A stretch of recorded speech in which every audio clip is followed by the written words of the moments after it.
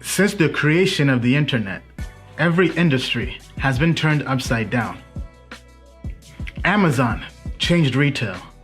Uber changed transportation. YouTube changed video forever. With the invention of crypto, money is next. At the speed technology is growing, the future of money and securities are digital. 9 out of 10 millennials do not trust banks. The value of money relies on trust. Government debt is higher than it's ever been before. Central banks continue to print money. Fortunately, the world has a new solution.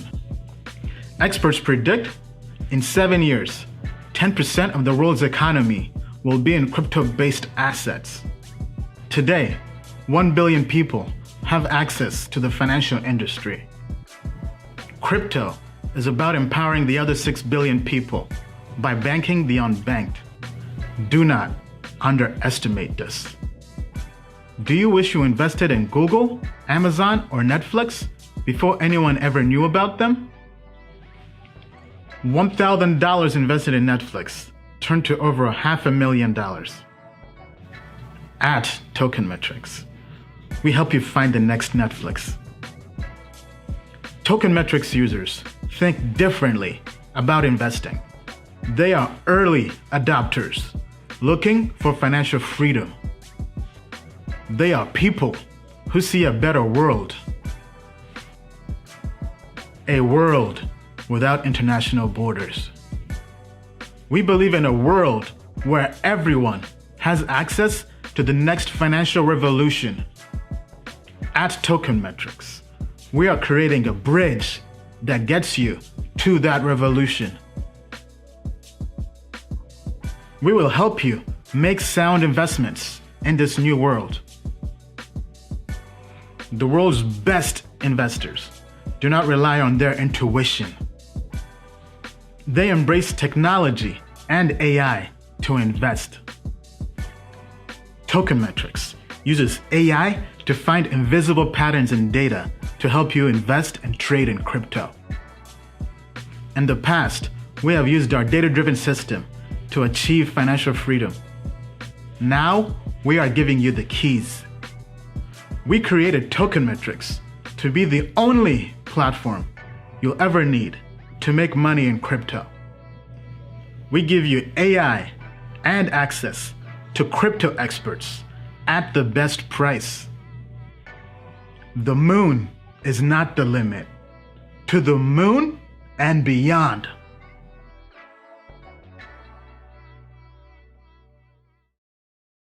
Disclaimer.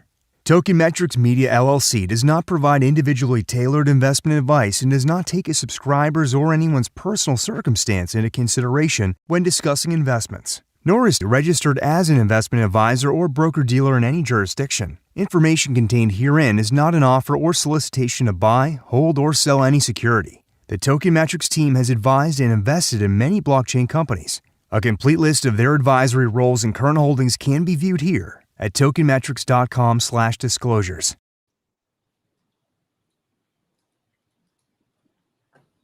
All right. Hello, crypto family. How are you? Happy Sunday. Welcome to Token Metrics Live. Bill, Forrest, what's going on? Hey, Ian. Hi, good evening. Awesome. How's your weekend, guys? Great. Excellent. Beautiful weather. Ethereum to 3K, right?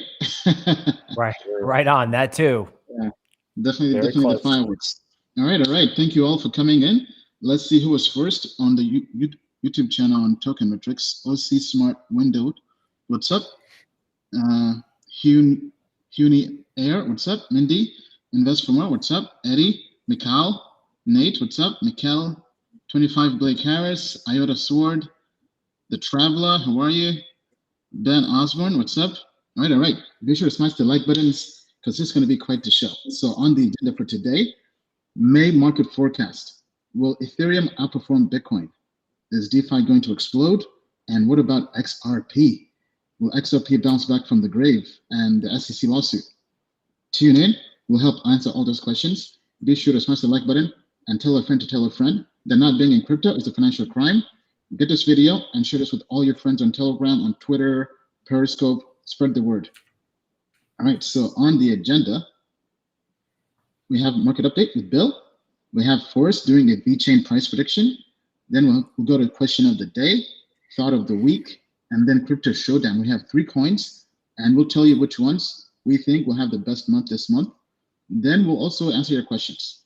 And the Minty code is 75431742. That's 75431742. Go to minty.com, menti.com, and be sure to join Token Metrics and become a customer, because we have some big news coming out next week to all our customers. If you enjoyed the live streams, stay tuned. We have a big announcement to make next week. With that being said, Bill, take it away with the market update. All right. Good evening, everybody. I'm Bill Noble, and this is your market update. Let's start with Bitcoin. Simply put, you can draw what you like, but I don't see anything to stop Bitcoin if it moves through 56K. It's a pretty simple narrative. People borrowed a lot of money. People borrowed a lot of Bitcoin to speculate elsewhere. All the altcoins that they bought with the borrowed Bitcoin collapsed, and there was a gigantic margin call, which created all the selling. Once you de-lever the system and have a giant margin call like this, it's almost like waking up to rain on a spring morning. All the bad stuff's been cleaned out of the air. Everything is ready for new growth. Bitcoin could easily go to 77K. Now, Ether.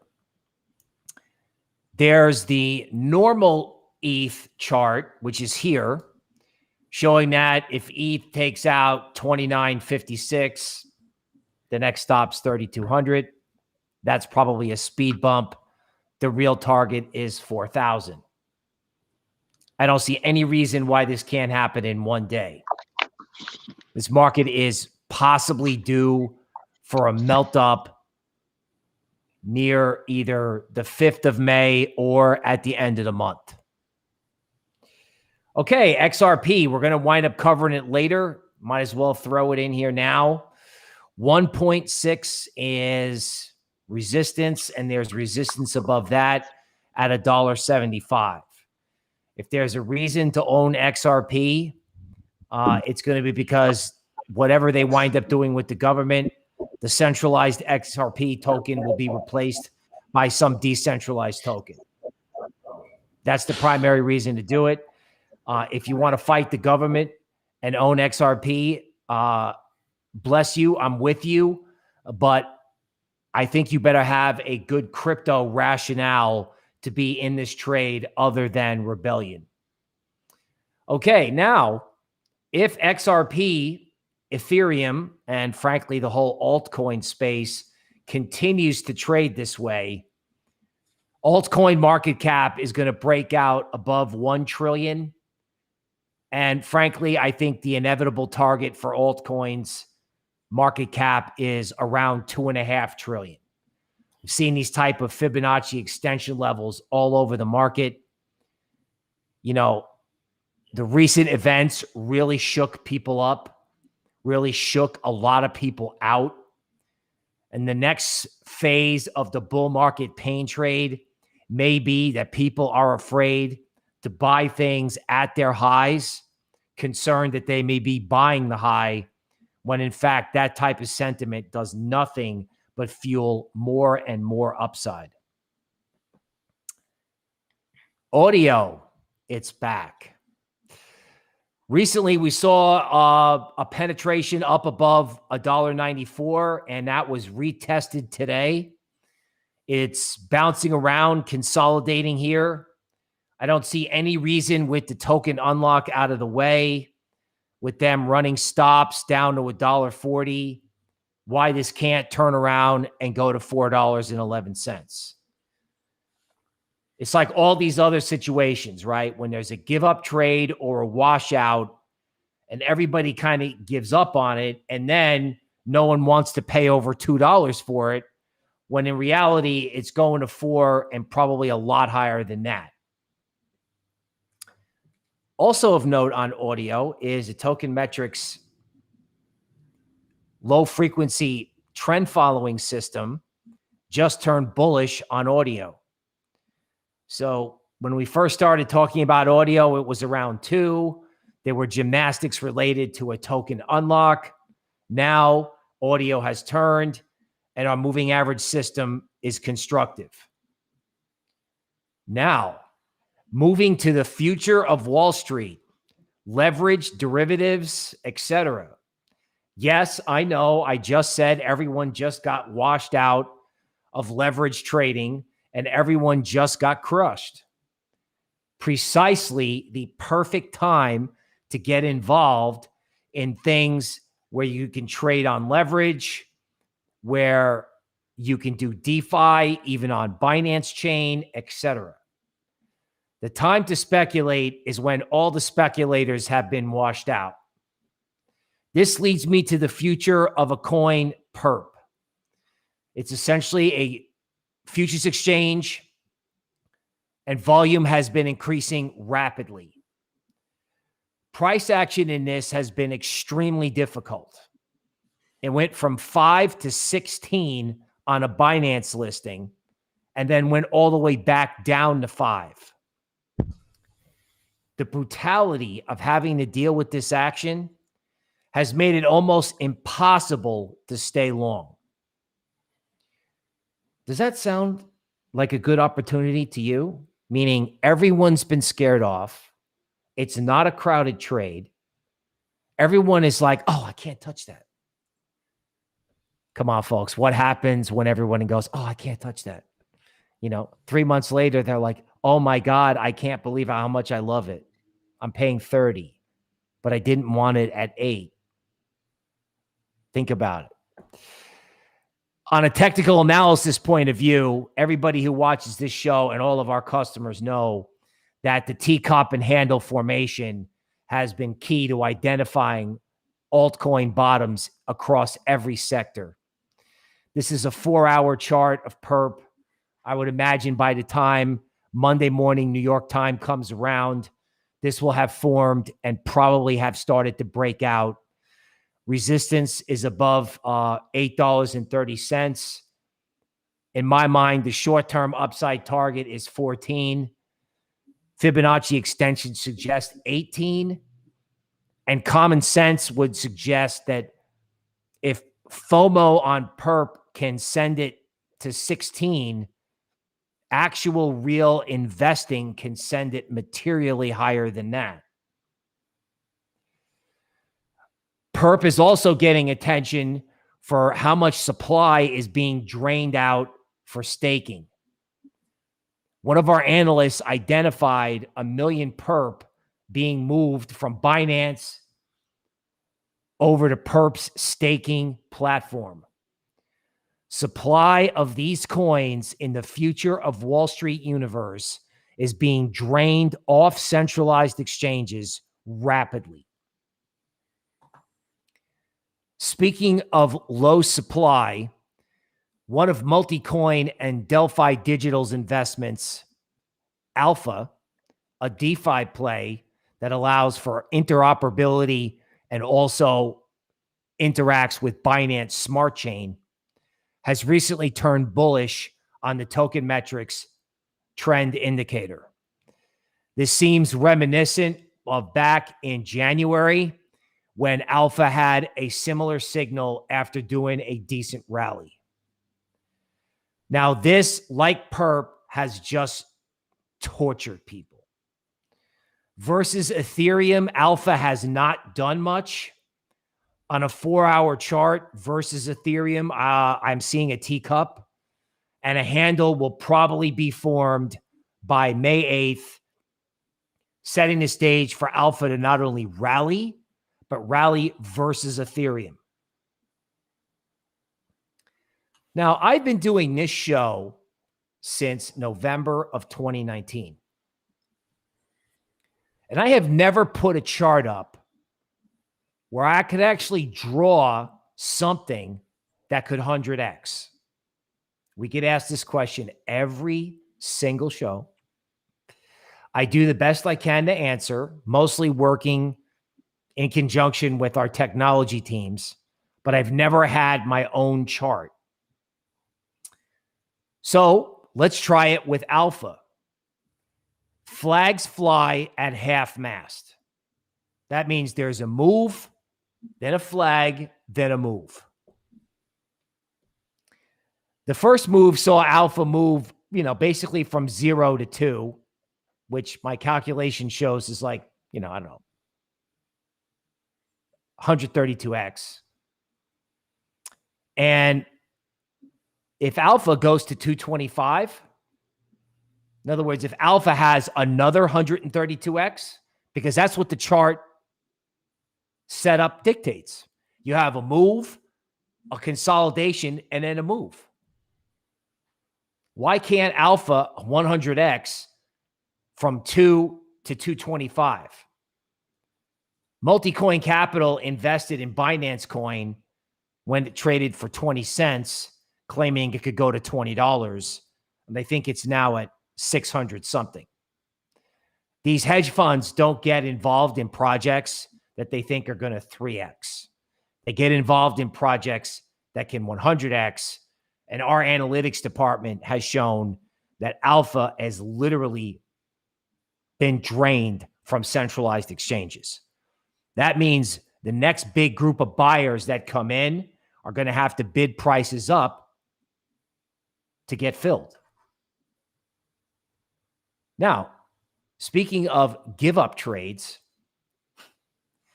everybody gave up on 1-inch exchange. And 1-inch exchange continues to annoy people by not getting above $5.85, which is a level we have been discussing for a while. I'm noticing that fees on 1-inch have dropped in half, and I'm noticing that they've got an interaction with Binance Smart Chain.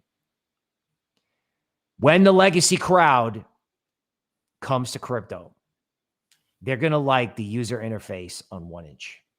And they're going to like the fact that Mike Novogratz is behind 1-inch.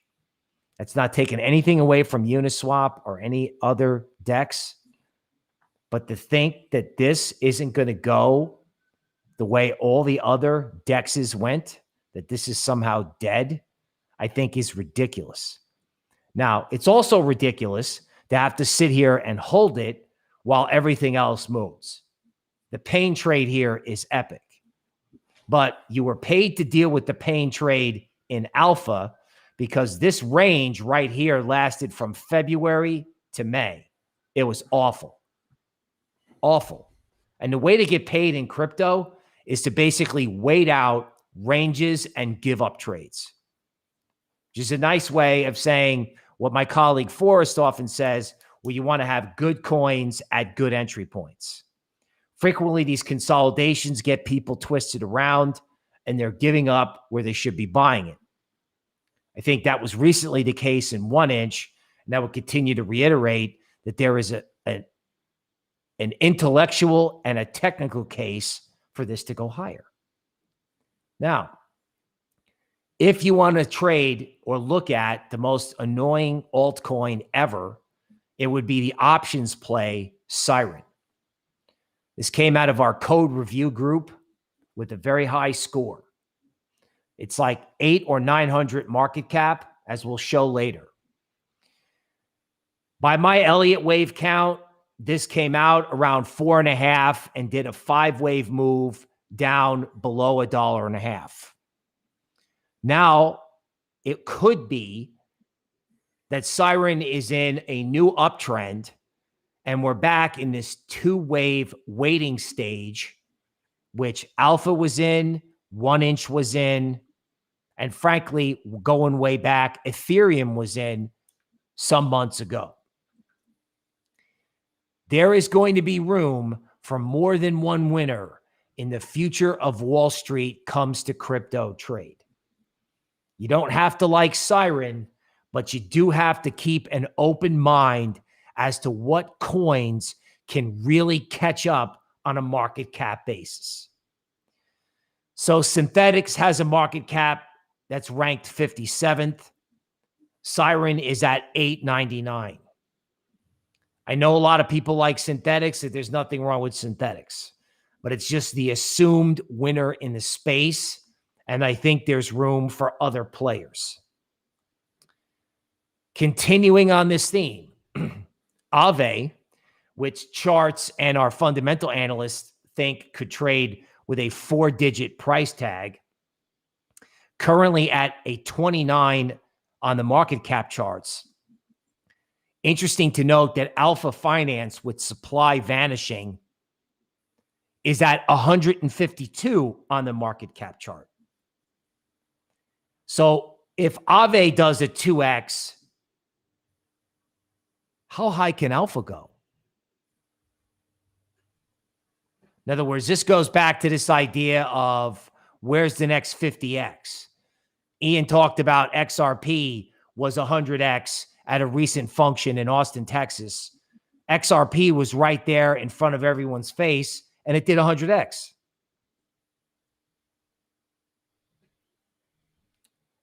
One Inch and Perp.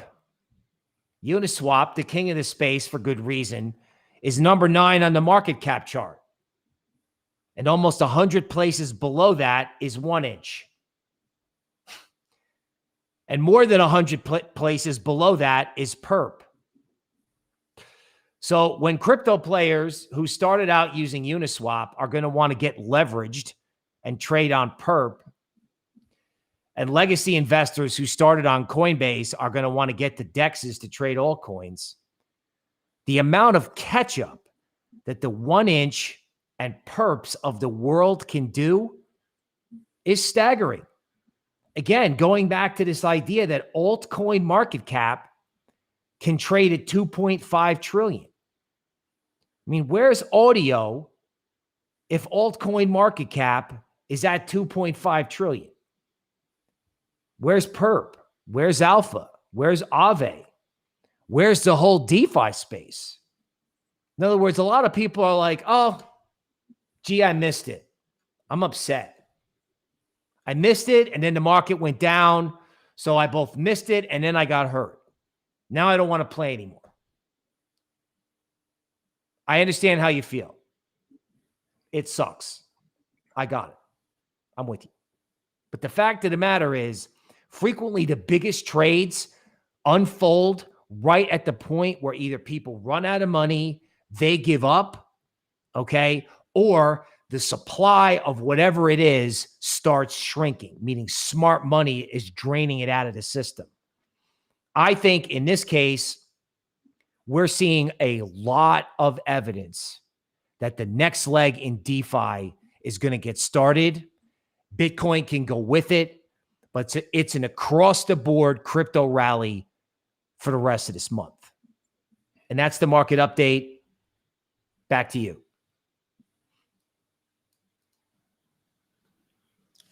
All right. Thank you, Bill. So if you enjoyed that market update, be sure to smash the like button and subscribe. Let's go on to Forrest with the VeChain price prediction. And one thing I just wanted to say, I wanted to thank our sponsor for the market update, BlockFi. If you've got your crypto, one of the best ways to wait out the slow periods is to drop it and earn interest on it. So if you want to do DeFi and you want to get started, check out our friends at BlockFi. All right, Ian, back to you. All right, thank you, Bill. Let's now go to Forrest with a price prediction. Hey guys, so VeChain has been on a tear lately, recently peaked at, I believe, 28 cents. It's gone so parabolic lately and performed so well, we've actually had to go in and update our VeChain price scenario models. So in this video, in this segment, we're going to talk about VeChain and its recent price action and where it could be heading next and where it could potentially peak this market cycle. So you can see here, I've got quite a few bands here, just these linear trend lines on a logarithmic scale. VeChain has been dancing off of quite a few of these different trend lines over the course of this market cycle. Recently, we've broken through the bottom, the second green one here, and gone up and tested the top green one, right? followed by about a 50% correction, right? This is a logarithmic scale. So the peak here was at 28 cents. And the bottom of this correction was under 14 cents. So there's a lot of price action and volatility happening just near the top of this chart here because we're on a logarithmic scale. Now, if VeChain can continue this parabolic run up where it's just been cutting through each of these trend lines, it could potentially go to this white dashed trend line.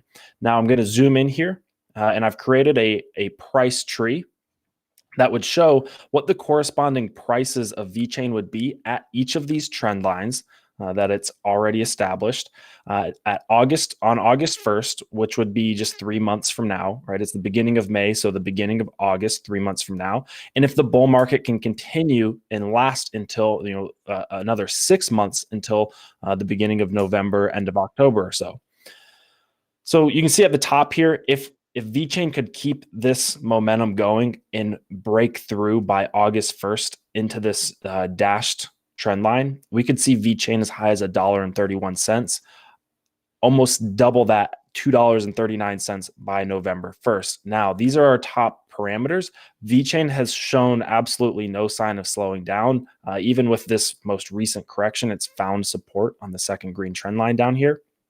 But we also do have our bottom parameters built in here with VeChain as low as 5 cents, 8 cents, 10 cents, or 15 cents in this accumulation range. Now, VeChain did fall down here. This is where I would be personally, not financial advice, I'd personally be looking to pick up some VeChain in this accumulation band because historically, buying in this red accumulation band has been a fantastic time to purchase, while selling around these green, taking profits. And you don't have to sell all your VeChain, right? Maybe skimming some off, taking out your initial investment or so around these green trend bands has been a profitable thing to do. All right, so I'm just zooming in here just in case you weren't able to see those. We've got our scenario bottom parameter of 5 cents all the way up to $1.31 by August 1st. And if we can last 3 months longer, $2.39 at the top. Again, we're on a logarithmic scale, so these jumps get quite large, and then 10 cents at the bottom. Now, I also want to show you a picture of Aave, and you may be wondering why am I looking at Aave in a VeChain presentation, right? I could have picked Cardano, I could have picked DOT, could have picked a bunch of different altcoins, right? The reason I could have picked a bunch of different altcoins is a lot of altcoins have fallen out of their trend lines. They've fallen out of their trend lines. Some have gone down. Some have continued to go sideways. Now, as Bill just mentioned, we do expect a lot of these, particularly DeFi coins, to do extremely well and hopefully get back up on their trend lines.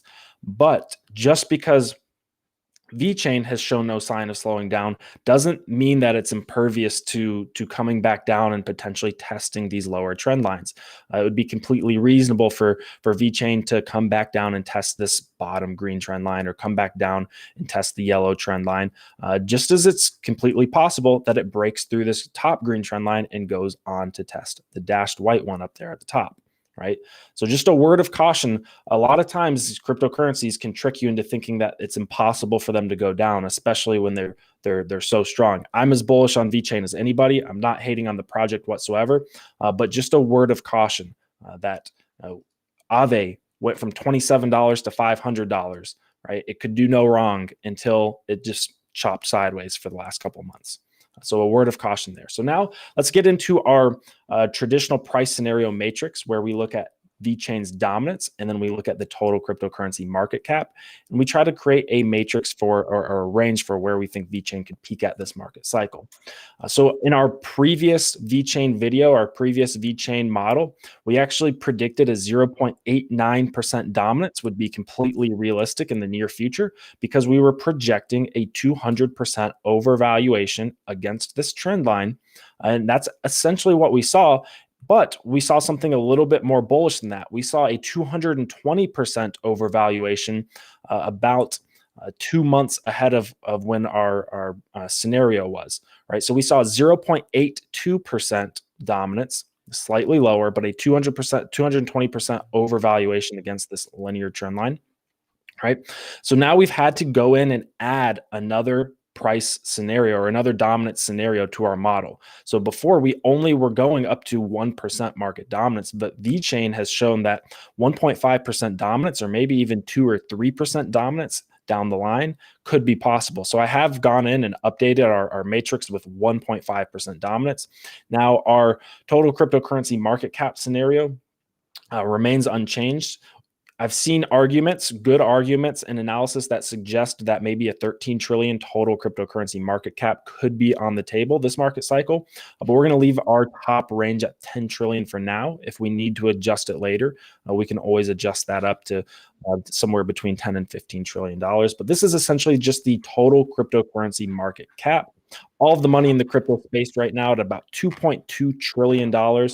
Historically, over the last 7 years, the total cryptocurrency market cap has been growing at an exponential pace because this is a logarithmic view and we've got a linear trend line with occasional parabolic market cycles above this trend line. So if you're in crypto, this chart should make you very, very happy. Now, occasionally we see bear markets and we come back down to this trend line. But overall, the crypto space has been seeing exponential growth for the last 7 or so years. This is great news for everybody that's involved in the space. Now, we're currently on a parabolic separation against this trend line, headed towards potentially $5 trillion by sometime in July, $10 trillion sometime in maybe August or September, right? If the bull market can last that long, of course, we can go back and update this, right? So a $10 trillion total cryptocurrency market cap scenario by sometime in September or October, August, September rather, would be a 1,200% overvaluation against this trend line, which is in line with what we've seen in the past. Now, we do expect these numbers to decrease over time as the market matures and we see less volatility as the market matures.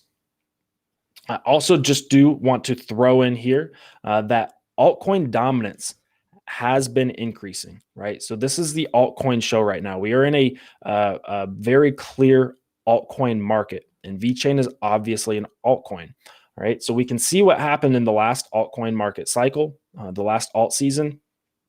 It went nonstop with one steep correction and then a follow through back up to 67%. Currently, we're only at 52%. This could potentially go up much higher. Now, I would not be surprised if we do maybe come back down and test 50% before finding some support and going back up. Bitcoin has been a little bit laggard compared to Ethereum and a lot of these other cryptocurrencies and altcoins, right? But we are in an alt season, and the speculative investment going on in altcoins is absolutely crazy right now. VeChain is one of people's favorite altcoins to speculate and invest in. So if we cross-reference our market dominance scenarios with our total cryptocurrency market cap scenarios, we're simply multiplying VeChain's market dominance or market share scenarios by our total cryptocurrency market cap scenarios and then dividing by the total number of VeChain tokens or VeChain coins in existence. We can construct a range for a lowest worst case scenario and a highest kind of best case scenario or upper parameter for where we could see VeChain go to this market cycle. So you can see in the bottom here, we've got 12 cents if the total cryptocurrency market cap goes to $3 trillion. And if VeChain were to completely fall out of its trend and revisit 0.25% market dominance, we would see a VeChain lower than where it's at right now, 12 cents. Do I think that's going to happen? No, but I think it's important to include this as a bottom parameter so we can understand that, yes, it is realistic for VeChain to come back down to 12 cents this market cycle. In fact, we just saw it correct from 28 cents down to under 14 cents, right? So this 12 cents isn't that crazy. I think it's important to include these bearish scenarios so we don't get too ahead of ourselves. We also can look at our most bullish scenario where we'd see a $10 trillion total cryptocurrency market cap and 1.5% market dominance, which I do think is realistically possible for VeChain based on what we've seen from the market dominance chart and the market dominance trend line. That would yield a $2.31 VeChain scenario.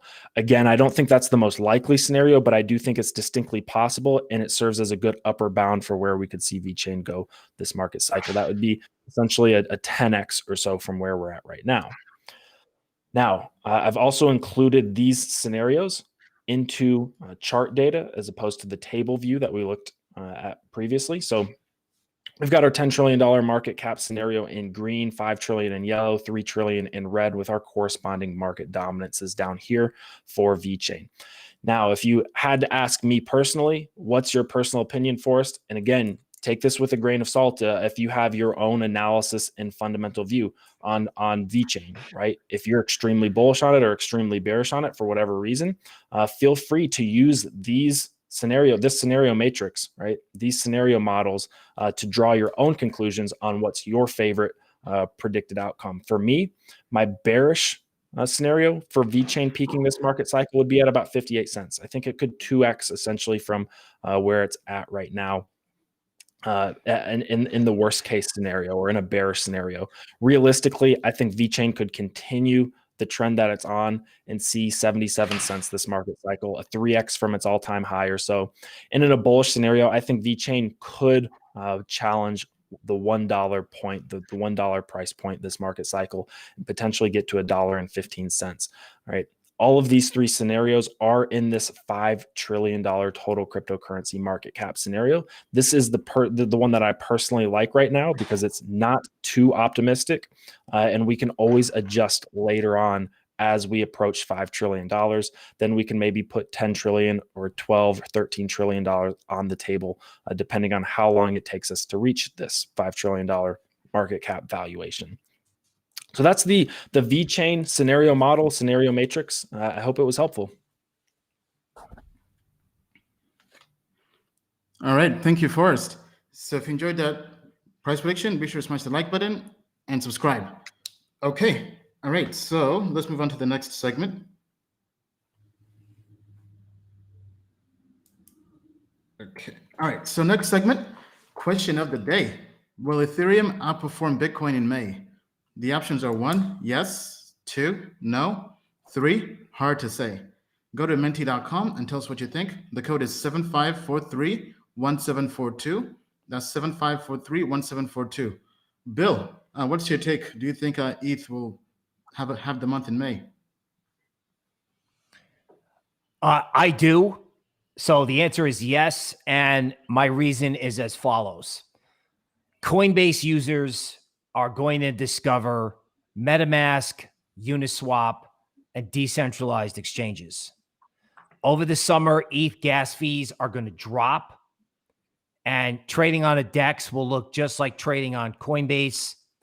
Also, I think once ETH gas fees drop, Coinbase is going to be under more pressure to add more and more coins, right? In other words, to keep the news flow fresh, they're going to have to be adding coins each week. These are all or mostly going to be in the Ethereum DeFi universe. So I think anybody who trades on a DEX is going to want ETH. And I think there's a lot of new people who are going to want ETH. ETH supply is disappearing. Our fundamental analysts at Token Metrics can give you more detail on that. And I also think looking at ETH's price visually relative to Bitcoin, it's a lot easier for people to jump in. All right. Thank you, Bill. Forrest, what do you think? I'm going to say hard to say. And I'm as big of an Ethereum bull as anybody. I actually believe that Ethereum is likely going to flip Bitcoin within the next several years. And that's a bold prediction. A lot of Bitcoin lovers don't like that. Even people that like Ethereum a lot might not believe that Ethereum can do that. I think it can, but because the question is focused on the month of May over the next 30 days, I'm going to say hard to say, because if I can share my screen here, there are 3 confluent points of resistance that Ethereum is seeing right now based off of its most recent rally, right? So if we're looking at Ethereum's dominance, you can see these red boxes I've drawn that it's had trouble getting back onto this trend line and sustaining it over time. Now, I think that this could be the time, third time's the charm, that Ethereum does that and continues to run on. I hope so, but I would not be surprised in the month of May if it needs to come back down and potentially test this. We've also got Ethereum Bitcoin, right? And right now it looks like Ethereum is breaking out against Bitcoin. But again, you can see this channel I've drawn here. I'll zoom in a little bit. I would not be surprised if Ethereum Bitcoin needs to come back down during the month of May and maybe test the top of this channel before it launches into space in June and July with EIP 1559 closer on the horizon. We've also got some margin, some leveraged buyers that are leveraged buying behavior that's going to be drying up, already is starting to dry up as we move above 2880 and as we approach 3074. So there's going to be some 2x leveraged buying pressure that is going to be exiting the market. And I think we need to come back down and potentially find support on these two. So I'm going to be on the fence on this one because it's short term and we're looking at just May. But long term, I believe Ethereum is going to continue to crush it, and I hope I'm wrong. I hope I'm wrong for putting doubt out there into the world. All right, thank you, Forrest. Yeah, I mean, I think it's tough to say as well, but right now I'm still very, very bullish on Ethereum, especially leading up until the London hard fork, because that's happening basically this in July or so. And I believe as we get closer and closer, people are going to begin to realize that Ethereum now has the potential, the actual potential, as you mentioned, to flip Bitcoin, to now become ultra sound money. Not just sound money as Bitcoin is, but becoming even more deflationary than Bitcoin. And I think this narrative is going to get bigger and bigger and bigger as we approach the London hard fork. So essentially, I'm saying this might be an instance whereby the rumor sell the news works. And I believe maybe when it comes to July, it might be time for Ethereum to maybe peak or maybe have a correction. But up until then, I'm basically all the way into ETH. So I'd have to say, even though it's hard to say, I'd have to go with yes if I had to pick. All right, so let's see what the audience thinks. All right, so, and the winner is yes. So the audience believes Ethereum will outperform Bitcoin in May. All right, thank you all for voting. Let's now go on to thought of the week. Are we going to see another wave of DeFi summer in 2021? The options are 1, it's already here. It's already arrived. Second option, yes, it's coming. Third option, I don't think so. Let's go to Forrest. What do you think? Do you think we'll have a DeFi summer? Yes, I'd say the second answer, yes, it's coming. I don't think it's here quite yet, but with EIP 1559 on the horizon for Ethereum in July. I think June and July could be spectacular months for Ethereum. And when Ethereum pumps, usually DeFi protocols built on Ethereum do extremely well in addition to that. All right, Bill, what do you think? I think we're just seeing like green shoots of the DeFi forest popping through the soil now. So it's not here at the moment. Compound and Aave have done well, but there hasn't been a DeFi rally across the space. I believe that is coming.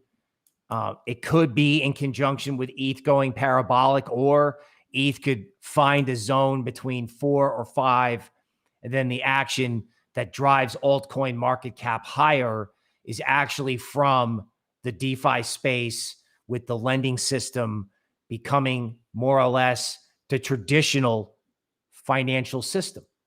In other words, last DeFi summer was kind of like what happened with NFTs. It was sort of like the crypto casino. And that's fine. The crypto casino is fun and it spurs innovation. This time, the reason it's taking a little bit of time to get started and it's not entirely obvious yet, so it's not here yet, is because the second wave is going to involve money from the legacy system coming into DeFi to get returns. This is coming. It is going to happen. It is going to happen. Waiting is the toughest part. All right. Thank you, Bill. That was very poetic, as the audience is saying in the comments. Okay. So I think it's possible, right? I feel like right now DeFi has been on the up and up, and I don't really see how DeFi will stop, especially as Ethereum is getting more and more interest from institutional investors. So if anything, I think, yes, it's coming. Because I think right now, the alt season we have seen is nowhere close to anything that's possible, right? Obviously, this is not based on TA. This is just kind of based on just my fundamental thoughts in terms of how vital Ethereum is going to become to the ecosystem and to all of crypto, and eventually flip Bitcoin. But I think that will be on the backs of DeFi. Okay, so let's see what the audience has voted.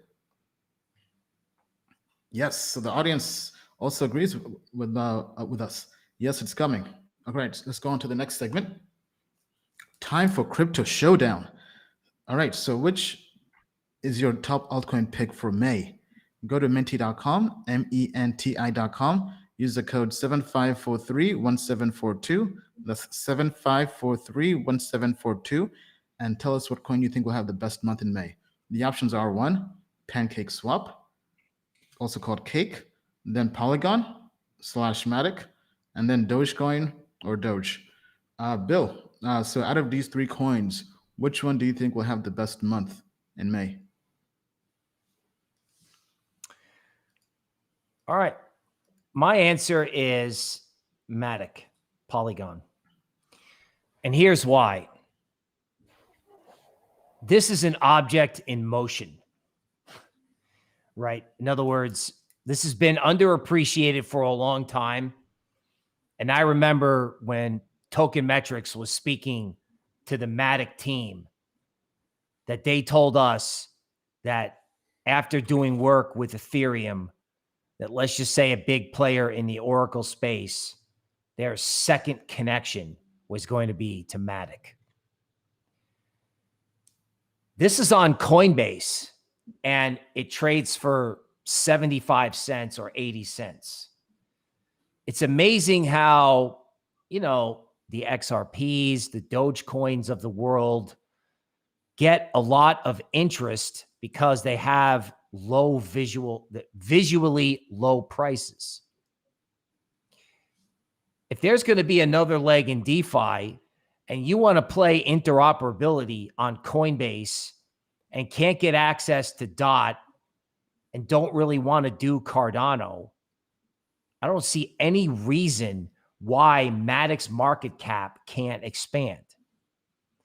Now, the other 2 coins, Pancake and Doge, I think there's been a lot of speculation in those coins, and a lot of people already hold them.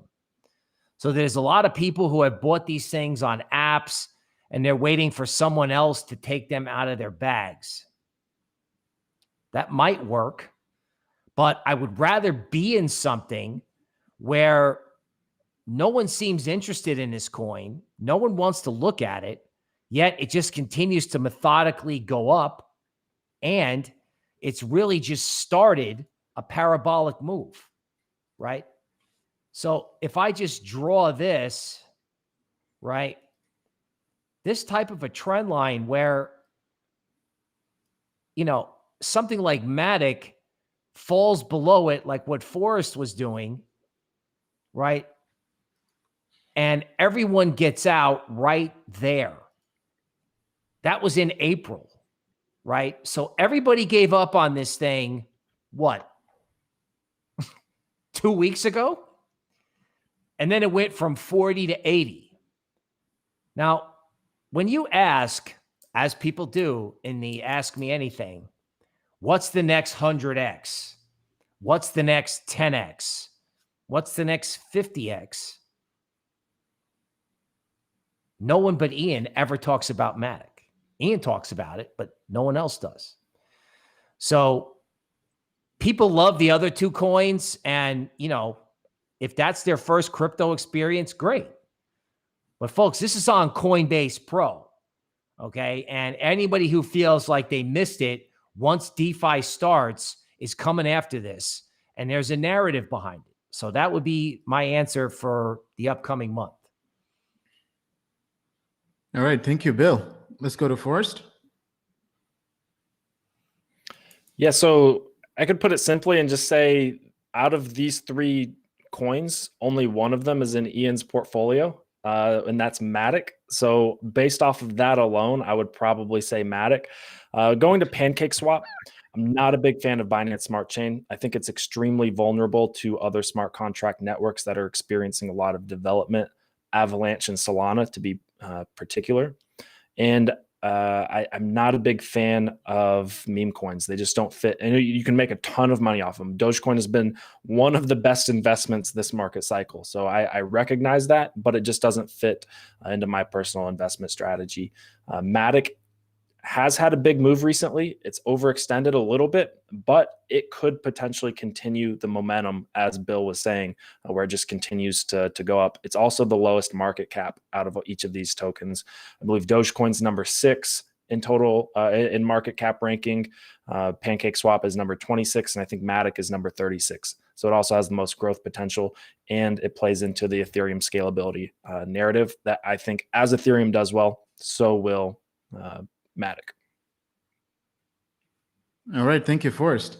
Yeah, and I don't think I'd have to reiterate myself.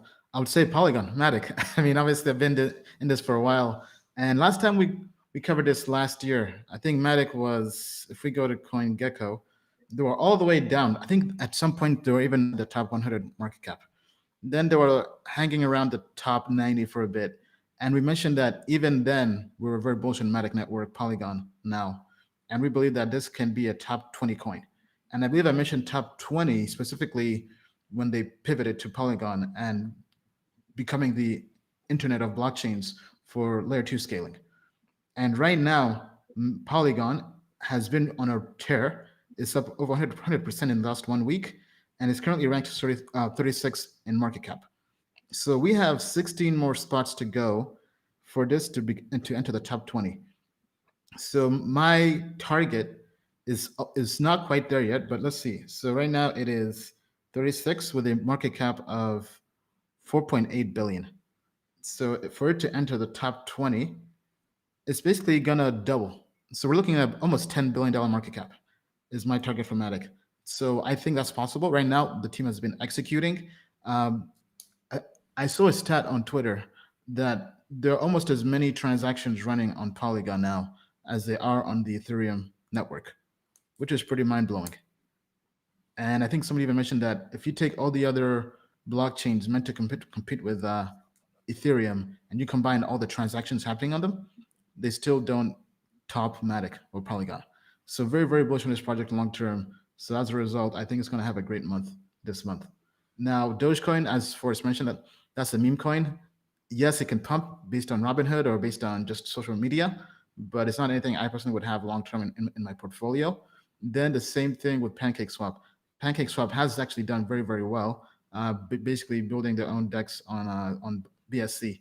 But Binance Smart Chain Binance will always be Binance, but I think they're getting lots of competition, especially now with Solana, with all these other blockchains trying to compete from Cardano as well. So I think as all these new projects enter the space, it might be tough for PancakeSwap and Binance to really compete.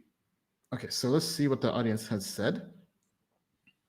All right, and the winner is for top altcoin pick for May. Drum rolls, please.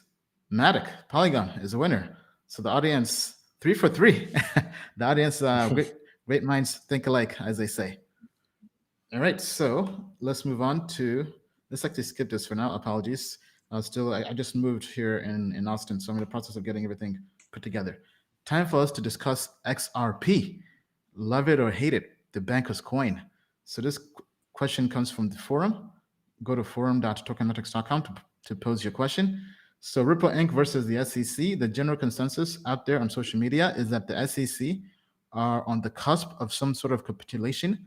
And the second that happens, it will trigger some sort of explosion in the price of XRP. People are maintaining the notion that the sole reason for the current value is suppression through investor uncertainty. Is that the case though? Does it have the utility to be big? Obviously, there are a lot of wild numbers being thrown about, crazy price predictions that don't match the market cap, etc. What are Tokenmetrics' thoughts on this? Are people going big now on XRP to catch that bounce to the moon, or has it had its day in court? Very, very good question. Bill, what do you think about XRP? This is a question that just keeps on coming. So let's talk about the people who like XRP. People who like XRP rarely seem to mention that XRP is sort of the coin of the company Ripple. And a lot of people don't talk about the fact that Ripple has a substantial holding in XRP. So if their lawyers do pull off a victory against the government, yes, XRP will go up. If you're long now, you will make money, probably, but you will be racing Ripple and their executives to sell into the rally because they've got something like 60% of the total supply. So I'm not hating on XRP, but what makes XRP go up and doesn't lead to Ripple Inc. selling as soon as it stops going up? Well, I have an answer in that XRP, if they get away with this and beat the government, they would have to be insane to leave themselves open to any future litigation. They've got to get XRP off the market and airdrop or somehow reissue a decentralized version of XRP that somehow takes advantage of their network, or just flat out make a new network and fork their own code. I don't know if any of these things are possible. I'm sure they can be debated by people who know a lot about technology. I do know this. The best reason to own XRP is that Ripple Inc. is going to have to do an airdrop for a decentralized token. Even if they beat the government, they have to replace XRP. Because if the SEC doesn't get them now, they might get them later, and that doesn't even bring in civil litigation. So why take the risk? Just go decentralized. So XRP holders may wind up like people who traded on Uniswap. They may just get airdropped the token out of nowhere. But if they don't do anything decentralized, yeah, there could be a rally, but you're going to see big sellers up top.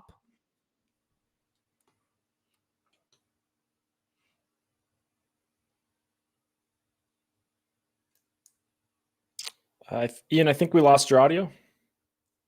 Oh, sorry. Forrest, what do you think about the XRP and the SEC? Yeah, so with XRP, you have to look at it in terms of risk-adjusted returns. Could there be good returns? Could it maybe even 2x or 3x? Maybe even more if they win the case. Sure. But keep in mind, they're already at number 4 in terms of market cap ranking. How much higher can Ripple seriously go? Is it going to 100x? No way. Not this market cycle, right? Then you have to factor in. So we're kind of estimating the potential returns of being not that good. Not to mention what Bill already talked about of Ripple Labs dumping the supply on you as the price is going up. So that too is going to cap your returns. Look at the risk. If we factor in the risk is extremely high, probably much higher than any other cryptocurrency currently in the top 10 right now. They're being sued by the SEC.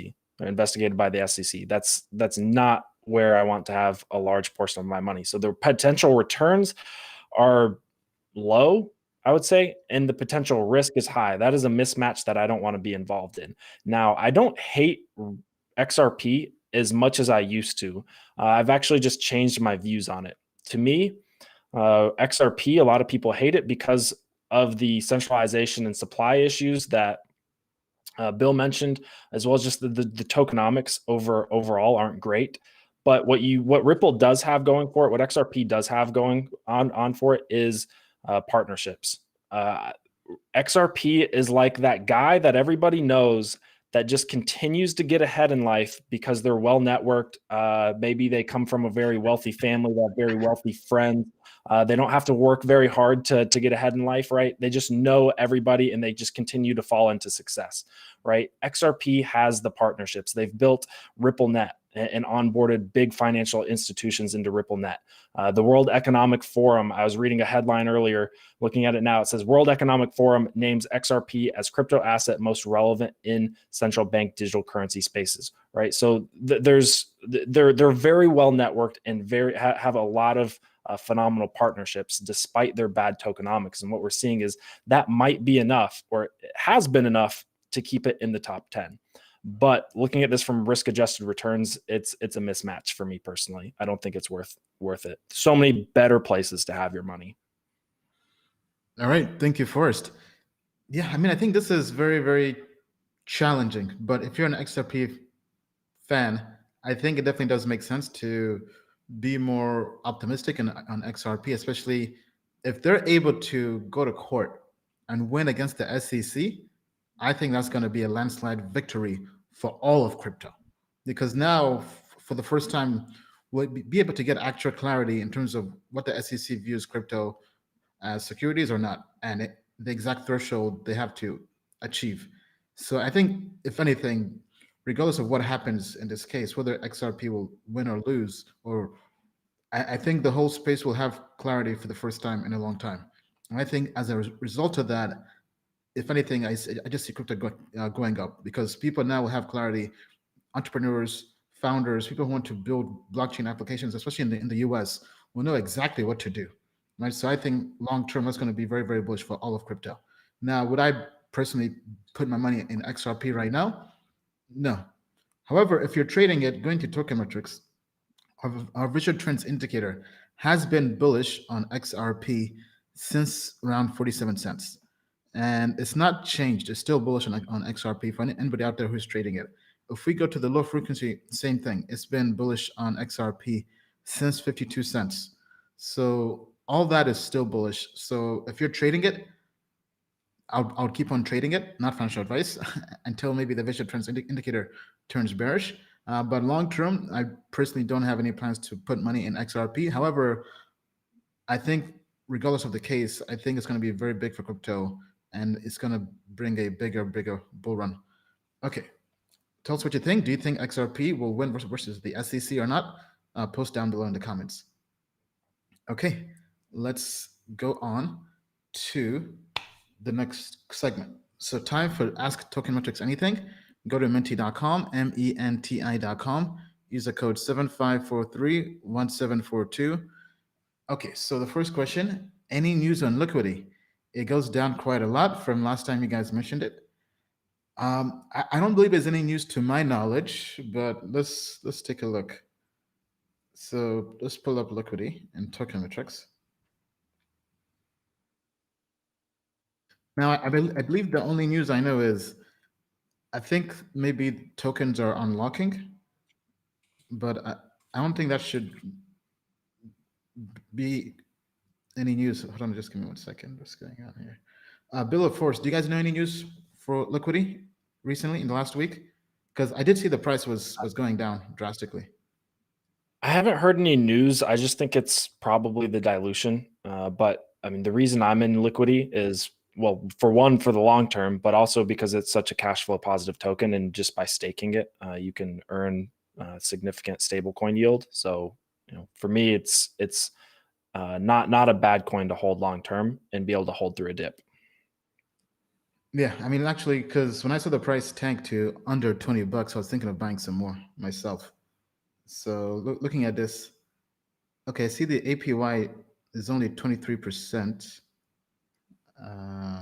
Then the APR for staking is 47%. Okay, so I see the APY did drop drastically, because it's been as high as 800% the first few weeks, then it's dropped. So I think maybe that could be a catalyst. Maybe people who were in it just for staking, for the high yield farming, now want to get out because the APY has dropped. I think maybe that could partially be the reason why. But for me, I'm bullish on this long terms. If anything, this actually makes it very attractive to buy some more. Bill, any comments on liquidity? Yes.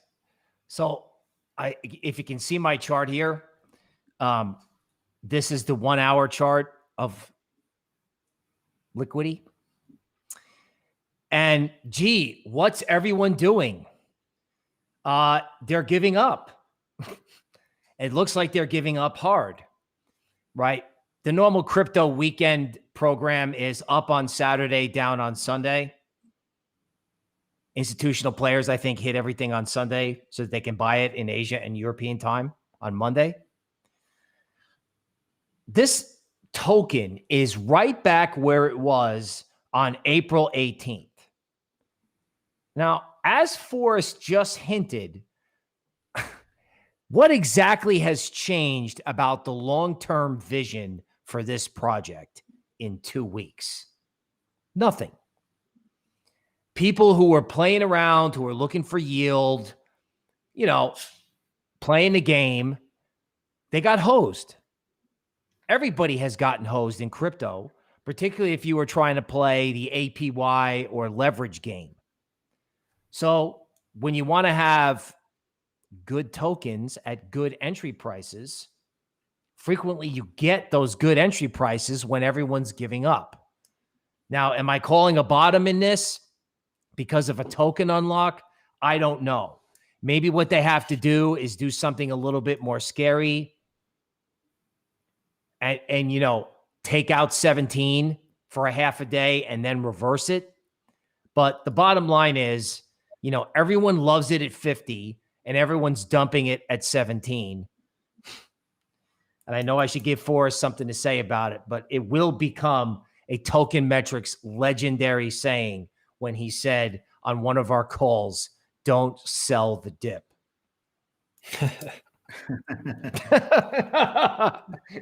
All right. Thank you, Bill. Don't sell the dip. Next Token Metrics t-shirt coming.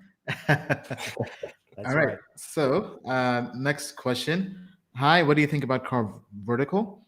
And what is your top 2 altcoins to buy in May with the entry price? I really appreciate your efforts. Thank you. Okay, Car Vertical, don't really think much of it. I haven't really done any analysis on it, but just going to the trends indicator on Token Metrics. This turned bearish on the high frequency, so maybe worth keeping that in mind. But let's go to the other question. Top 2 altcoins to buy in May. I think we kind of covered this, right? The ones we were bullish on.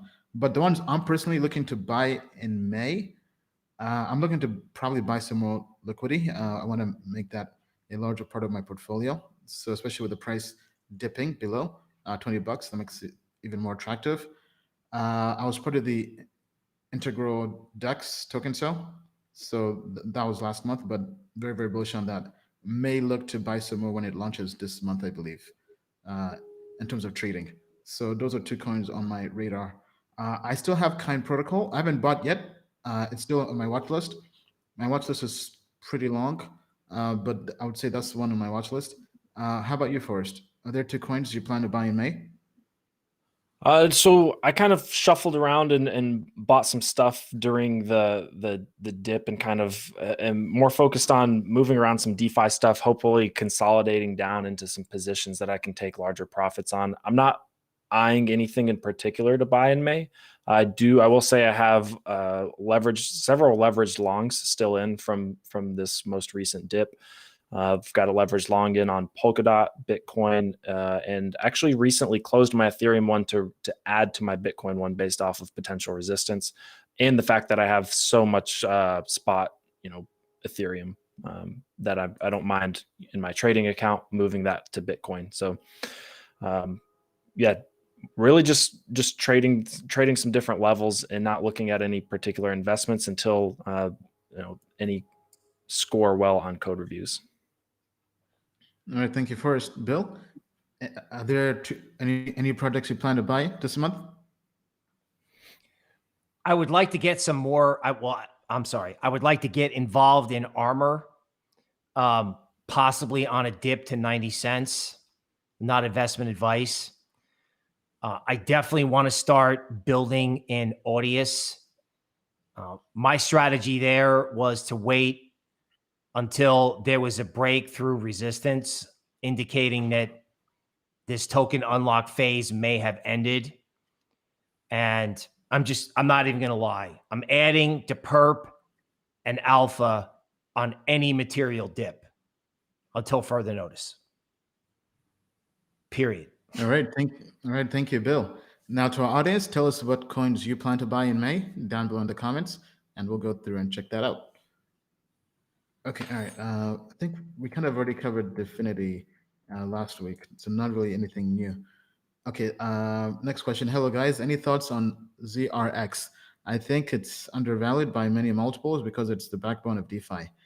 I would say that's wrong. I mean, ZeroX maybe back in 2017, but ZeroX has been caught sleeping on the wheel, in my opinion, and other projects have come and just really replaced it. Right? So it's not really the backbone of DeFi. The backbone of DeFi, I would say, are Uniswap, Monex Exchange, Aave, Synthetics, right? Because if we go to DeFi Llama, ZeroX is nowhere to be seen, pretty much, right? So I don't really see how it's a backbone of DeFi when it's not anywhere close on this list, right? So ZeroX, it's not even on this list anymore, right? So I don't see how this is the backbone of DeFi at all, right? The backbones of DeFi are Aave. I mean, even PancakeSwap has a better claim to the backbone of DeFi currently. We have MakerDAO, Wrap Bitcoin, Compound.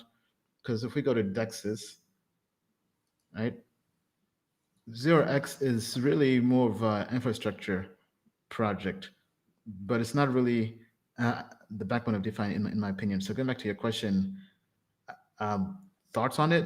I don't really think of it at all, to be honest. Bill, how about you? Okay, well, let's talk about it. Here's the deal. One of our analysts helped me by turning my head away from things that did well in 2017. Now, Bitcoin has obvious value, and I probably will never shut up about Dash, but he is trying to get me off 2017 and try to get my head into 2021 and 2022. I don't think there's anything wrong with ZRX. I think that if you're going to make money off this, then you will have to study it and know what catalysts, if any, are coming. If you're just looking for a DeFi coin, this may not be it. It looks like going back to November of last year that the move to 2.5 kind of brought the whole party to an end, meaning the easy money has kind of been made. So yeah, there's a better play, but if you've studied it and you like it, great. There's always room for surprises. I would personally love it if ZRX mooned, because can you imagine where the rest of the space would be? So I'm not in a position to lecture you about underappreciated coins because I just lectured you about underappreciated coins. All right. All I know is in my underappreciated coins, I understand the catalyst trades. And if you're doing ZRX, I would encourage you to try to understand what catalysts there are in the future other than a bunch of people are opening accounts on Coinbase. All right. Thank you, Bill. Forrest, any comments on ZRX? I would agree with and echo everything Bill just said. It's really not been on my radar as far as projects that I'm looking into or studying. But yeah, if you're going to trade it, you're potentially going to want to make sure you know any potential catalyst events coming up. But I don't really have much to add other than that. All right. Thanks, Forrest. Okay. So next question. Previously, you said QuickSwap can't compete. Now it did a 15x in 1 week. Yes, it did. What's a good target for QuickSwap? Still too undervalued. Good question. So maybe Bill or Forrest could pull that up. Let's pull this up also on Token Metrics. So currently, its market cap is basically 288. Looking at this, basically the visual trends indicator has been bullish since $419. It went to 1413. I mean, sorry, 1439. Dropped a lot. I mean, right now, I mean, for those who don't know, QuickSwap is basically a DEX on Polygon. It's basically a fork of Uniswap on Polygon, to my knowledge. But I mean, Uniswap v3 is coming, so like long term, I would still pick that over QuickSwap, right? But QuickSwap has definitely done pretty well recently. Bill, do you have the TA on QuickSwap? I do. Okay, very interesting picture here. So QuickSwap goes way up and then comes down to the 62% retracement around 812. Okay, it held there. All right, now it looks like it could challenge the high and print 2000. I'll never get in front of some speculative fever coin as long as it's doing things like holding 62% retracement on a deep correction. Now, that said, everybody's chasing QuickSwap. No one's talking about perp. Meanwhile, perp is being drained off centralized exchanges. So I'm glad QuickSwap is stealing the headlines. The stuff that steals the headlines will make you money in the short term, but it will not be, or actually, let me rephrase. It could distract you from good long-term investments. So that's how I would look at Quick. All right, Forrest, any comments on QuickSwap? Yeah, I mean, there's always going to be projects that don't meet your investment criteria that end up pumping. It just is what it is. But if you constantly invest in projects that don't meet your investment criteria, you're going to have way more losers than winners. So while yes, QuickSwap has pumped, I mean, it's essentially, again, echoing what Ian said, to my knowledge, a fork of Uniswap that's on Matic. And I personally don't know that it's going to compete long term with these other dexes. It's actually still very low market cap in comparison to a lot of these other dexes. But the thing to note here for me is just understanding that you can't catch everything. And if you try to invest in stuff that doesn't meet your investment criteria, you'll just end up with way more losers than winners. There's always going to be those outliers where, like QuickSwap, that does extremely well. Even BNB is a perfect example for me. I'm not a big fan of Binance Smart Chain, and it has absolutely crushed a lot of other investments in this market, but it doesn't meet my personal investment criteria. Same thing with Dogecoin. Phenomenal investment in this market cycle. It doesn't meet my investment criteria. Just having my money sitting in Dogecoin or BNB, I think is higher risk. So I avoid those. So I think it just comes down to what your investment thesis is and sticking to it. But there's always going to be things that pump that don't fit your thesis. All right. Well said. All right. So thank you, Forrest. Thank you, Bill. Let's move on to a different question.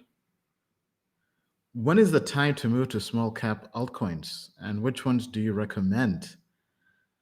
Okay, very good question. Very good question. I mean, there's so many different strategies of doing this. Let's begin with Forrest. Yeah, so let me see if I can really quickly pull up altcoin dominance. There we go. So we looked at this chart a little bit earlier. This is what I personally, actually, I've already got a screenshot of it here, right? So this is what I personally use to know when to invest in altcoins. When Bitcoin is winning the altcoin dominance battle, right? When altcoin dominance is beaten down by Bitcoin, down here towards the bottom, and where altcoin dominance is below this blue mid trend line, that's when I'm personally looking to move out of Bitcoin, out of some of the higher cap altcoins, and speculate on altcoins and particularly small caps. Now we're in the heart of alt season, and a lot of the larger cap tokens have already really been running. Perfect example that we looked at earlier in this segment was VeChain. VeChain has already been running. Can it potentially go higher? Yes, we said, potentially, best case scenario, we're looking at a 10x. But if we're looking for something that can 15, 25, 50x, 100x, we might want to start turning our attention to the smaller caps. So we're in a confirmed alt season. We could potentially go much higher based off of our previous market cycle. This is when I'd be potentially looking at smaller cap altcoins if you haven't been looking at them this entire altcoin jump here. What was the other the ones that we recommend? That was the other half of that question. Yes, yeah. Which small caps do we recommend? Yep. So I mean, I can kind of walk through my portfolio a little bit. Again, not financial advice. Audio still, not even in the top 100 yet. I would consider that relatively small cap. I'm big into audio, obviously. Liquidity seems to have just presented a phenomenal buying opportunity. I like Liquidity as well. Those are my two big ones that are small cap. I do like Rarible, even though it's not something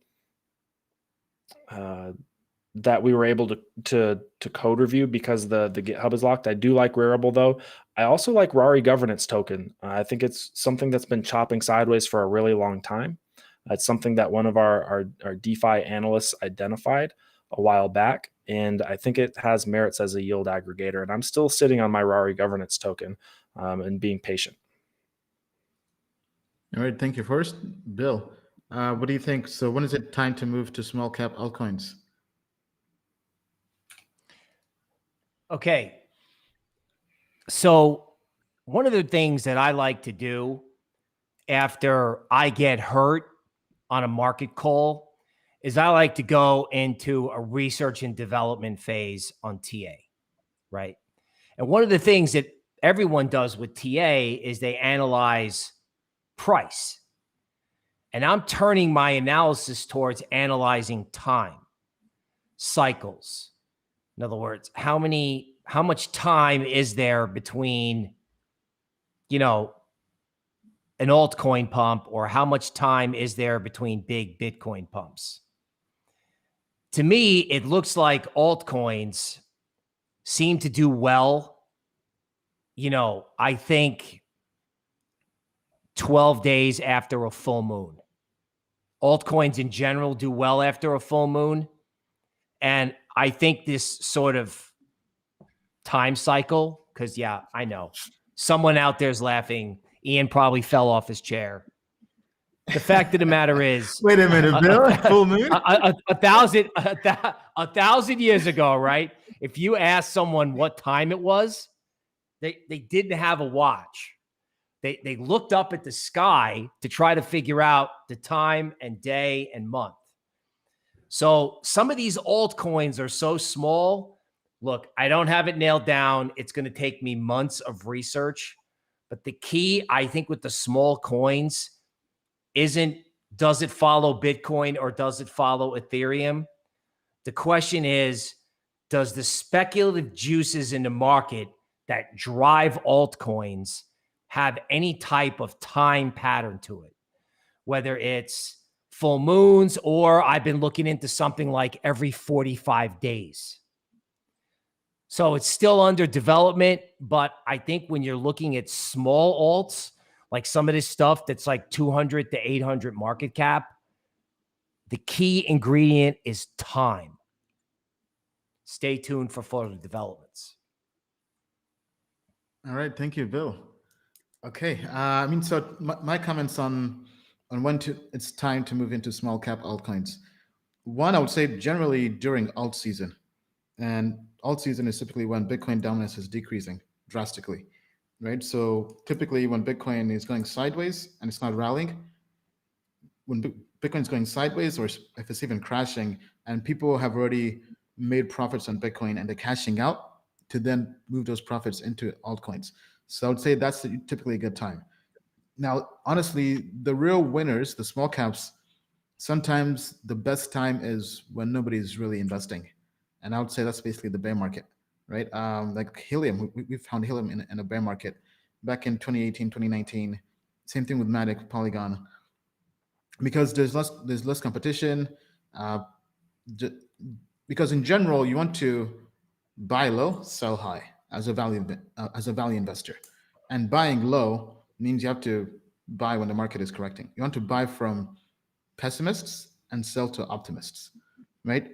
That's basically as simple as it gets. So if you take that same concept and apply it to small cap investing, you want to buy when people are selling at a discount. Basically, like pandemic last year, 12 months ago, or around March, May last year, prices were just crashing. The market crashed 40% in one day, and that was the best time to buy, right? It was scary time to buy, but it was the best time to buy, right? So if you're asking the question in terms of when's the best time to buy, honestly, when the market corrects 40% in one day, right? But most people don't have the fortitude to buy the dip. As Bill mentioned, most people want to buy something at 50 and sell at 20, right? But that's not the way to make money investing. And in terms of what small caps do I like? I mean, the same ones we keep on talking about, right? So I would say if you like small caps, definitely join Token Metrics. We have a daily newsletter. We have Forrest putting out weekly coins that our team goes through and we'll do research on. Then we also have code reviews on products we like. So I would say if you like small caps, to go check that out. All right. Thank you for that question. Let's move on. Okay. How much of your portfolio would you invest in Ethereum right now, today, if you are new to crypto? At around 3K, would you wait for a dip or just FOMO, knowing price will go up with the bulls? All right. Very interesting question. Bill. Okay. This is the weekly and perhaps eternal question, which is, hi, I just got here. What do I do? So let's go through the playbook. I think the best way to learn the system is to have small portions of your total portfolio in just Bitcoin and Ethereum. Everyone I seem to talk to thinks that they have to show up at crypto, take all their money, and get it invested right away. What I suggest is take 10% of what you are going to put in and just put it and split it between Bitcoin and ETH and just watch it. And what will happen is your brain will just laser focus on the price action because your own money is involved. You know, if ETH goes up 10%, you'll be excited. If ETH dumps 10%, you'll be in a bad mood, even if it's a small amount of money. Now, I think it's worth it to wait by investing a small amount of money to learn the game. Because if ETH's going at 10,000, you don't want to be the person who put all your money in at one of Forrest leveraged resistance points at 2,900, sold ETH at 2,200, only to have it turn around and go to 6,000. So put a little in so you learn. And that little bit of learning turns into a lot of profit later. Because as you get a feel for the game or as you get winning investments, you can start pushing more and more money in gradually.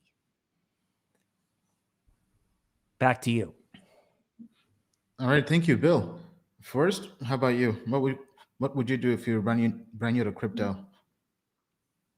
Yeah, so if I can show my screen here, this is a difficult question because if we look at the regression bands that have historically signaled on Bitcoin, and I know your question's about Ethereum, but Bitcoin ultimately leads the entire bull market until you know something dethrones it and says otherwise. For right now, Bitcoin runs the market, right? So we are in this little bit of a bubble here. We're above the red regression band. We've been above it for quite a while now. But as you can see from where I've drawn these tops and the pattern that we get, the sharp test of the top and then the sharp decrease where Bitcoin doesn't come back and retest, it only hits the level once. It doesn't look like we're currently at one of those points. In fact, every time I've identified Bitcoin testing and retesting a certain price point, that price point being roughly $60,000 or so, Bitcoin has gone on to break through and rally against that price point, right? So this isn't a sharp test in a market top. It doesn't appear to be, at least, right? So we are in a bubble, and historically, when we're in a bubble, we do come back down to these yellow or green bands. The market does capitulate, enter a bear market eventually. That being said, it doesn't appear to be the worst time within this bubble to actually be putting some money in. If I didn't have any exposure to crypto at all, I would want exposure to the fastest growing asset class in the world right now, right? I think I had a chart up over here. This is total cryptocurrency market cap. This is an asset class that for the last 7 years has been experiencing exponential growth. So yes, absolutely, I would want some exposure. But like Bill said, that doesn't mean you have to throw FOMO all your money into ETH, right? You can diversify. You can buy some Bitcoin. You can buy some Ethereum. You can diversify into Cardano, Polkadot. You can pick up some small cap coins. You can pick up Matic. You can pick up some of the things that we're talking about, audio, right? But you don't have to do it all at once. You can also take profits later this market cycle and get your initial investment out if you do well. If the total cryptocurrency market cap 2x's, 3x's, 5x's, and some of the projects you're invested in 5x, 10x, or 15x, you can take your initial investment out and wait and not have to worry about potentially losing money. So would I FOMO everything in now? No, I'd probably start to pick and choose some places, maybe try to get it on some dips, but I definitely would want some exposure despite the fact that we're in a little bit of a bubble so far.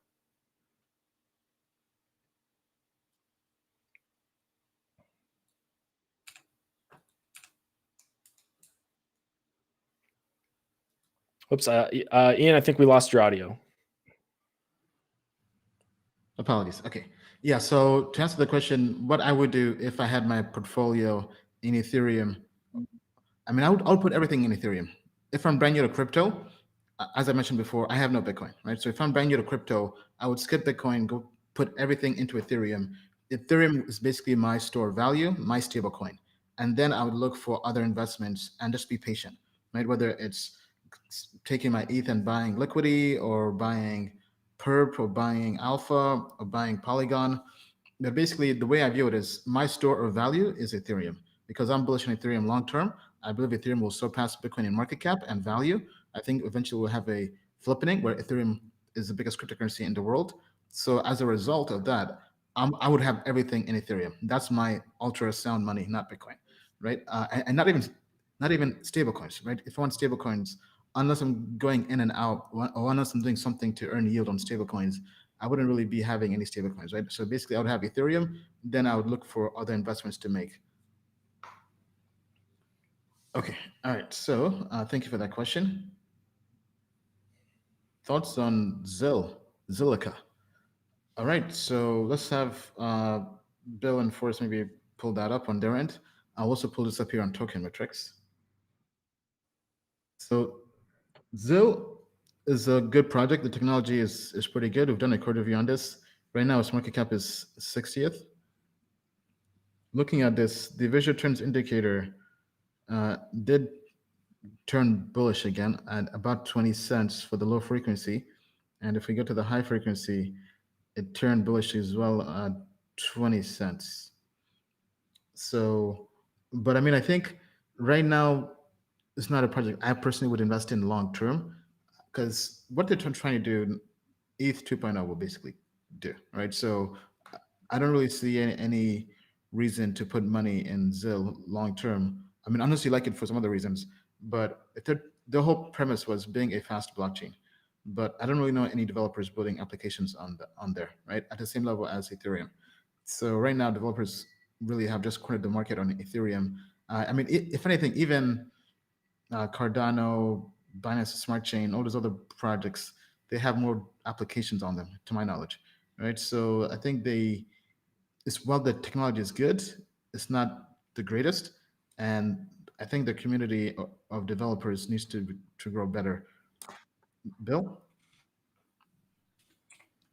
All right, so bringing up the chart here. So I think this is very reminiscent of the question we just got asked about ZRX. Prior to the recent correction, you would say anything that holds support is going to turn around and 1x, right? If buyers show up like they did in ZIL at 12 cents, right, and then it takes out the next level at 19, that it can wind up at 40. And we've just gone through a cycle where, there have been what you would call surprising rallies, right? Like Kusama massively went up, even though it was the Polkadot testnet, not Polkadot itself. Binance Coin, Pancake Swap, Dogecoin, etc. So does it make sense for Zilliqa to go from 19 cents to 40? Probably not. But if Cardano did it and all these other coins did it, Zilliqa might do it too. Okay, now that said, I think we're transitioning from where, the speculative, rebellious trades go up to where the high quality investment themes catch up. So if you want to do the Ethereum rebellion trade, it might be Solana. Zilliqa does have an attractive price. I understand that.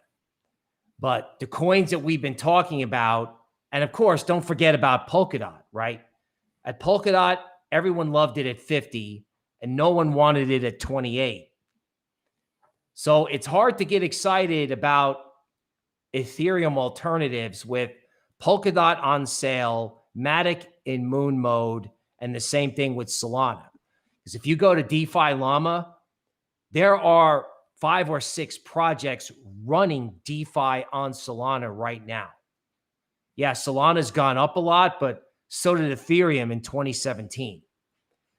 So I think you have to focus, like ZIL could go up. I hope it does. So could ZRX. However, I think the investment theme for the next 2 or 3 months is going to be quality stuff catching up with the speculative stuff. All right. Thank you, Bill. Forrest, do you have any comments? Yeah. So I think, Zilliqa being a scalability play, scalability has been a market narrative so far this market cycle. So I think Zilliqa could continue to do well. If we're looking at its trend line, it has seen a very solid trend line that it's held and recently bounced off of. So I don't see this as potentially, something that's going to completely or potentially completely tank. I think it'll continue to do well based off of its market narrative of scalability.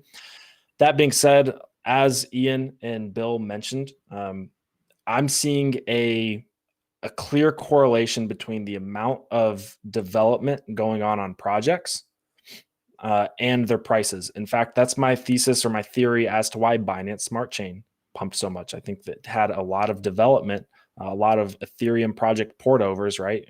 Pancake Swap and some Venus, some other DeFi projects that were developed and essentially just copycats of Ethereum projects. But because that development happened so rapidly, that's why I think Binance or BNB did quite well. And that's my speculation for Avalanche in Solana right now. Is I think we're seeing some development and some DeFi projects get built on those blockchains and smart contract networks that I think is going to drive the price or continue driving the price. Whereas, maybe we're not seeing as much development go on Zilliqa, and that makes me want to, shy away from it in favor of Avalanche or Solana. All right. Thank you, Forrest. Let's move on to the next question. Okay. So we have almost 100 questions here. So I'm just going to go through and just kind of pick the questions I think would be the best to answer. So here's one. Would be great to have an update on sell in May and go away. Thank you. Bill, what's the update? Okay. Well, as I note on the show, history repeats itself, but there's always a twist. The twist is that the sell in May correction happened in late April, and instead of it being a corrective month, it was, I don't know, a 1-week avalanche to the downside. So the corrective period that you would expect in mid to late spring seems to have already transpired. Like everyone got washed out in Bitcoin, right? Ethereum doesn't go down, which means there's a giant Michael Saylor of Ethereum, could be Mark Cuban. So the sell in May and go away was really sell in April and pray the market doesn't go to zero, because that's how sharply it went down. So I think this sets up what I would call the summer rally, right? In other words, we've got all these catalysts in June and July, and the premise behind sell in May and go away means sell in May and go on vacation and come back and buy the dip. It's really for a much slower moving market. So as with crypto, you can be both right and wrong. I expected it in May. It happened in April. I went, oh my God, I sold the dip. But then I got myself turned around.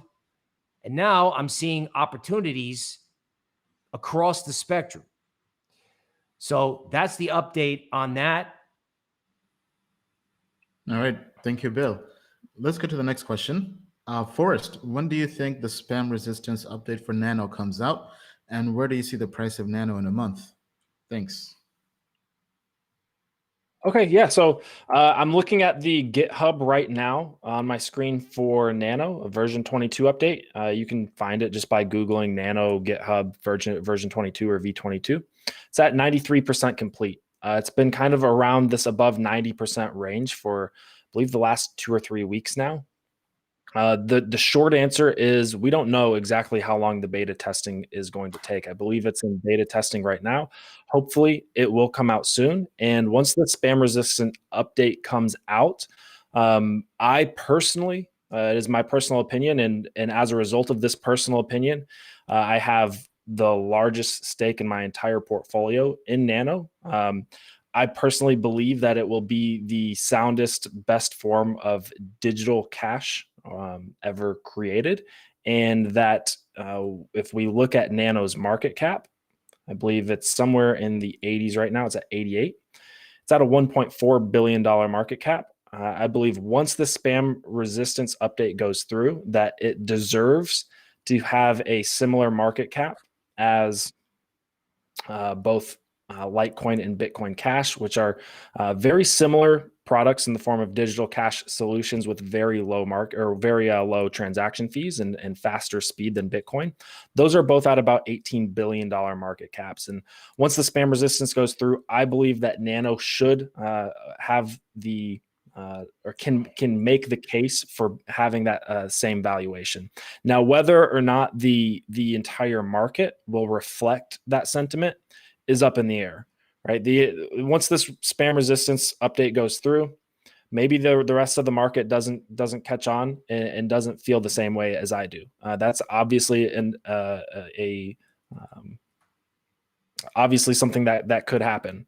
But I personally believe that it will deserve to be at about an $18 billion market cap. It's at a $1.4 billion market cap right now. So that would be a 10x.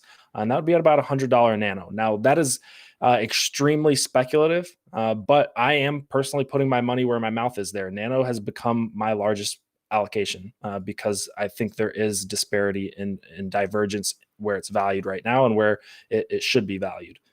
But not a popular an investment for a lot of people. A lot of people aren't necessarily that bullish on Nano. I personally am. It's my favorite project and my biggest allocation. All right. Thank you, Forrest. Let's check in with the audience in the comments. Let's see how they're doing. Okay, somebody's saying don't poke the bear. Then Zell just made contracts with 10 global footballers. This will attract the retailers. All right, thanks for posting that, Red Boy. Okay, James, Ian, so you would honestly sell all your Bitcoin for Ethereum? What do the other people on the panel think? Well, I mean, I don't own any Bitcoin, right? So, and then, first of all, if you go back and just look at, let me pull this up, right?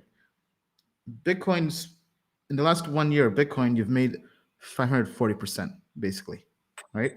But somebody who had no Bitcoin and put that all into Ethereum, you would have made almost 1,300%.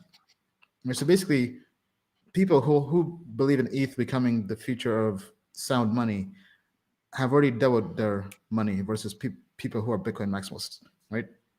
So to me, Bitcoin will be flipped, and to me, Ethereum is undervalued.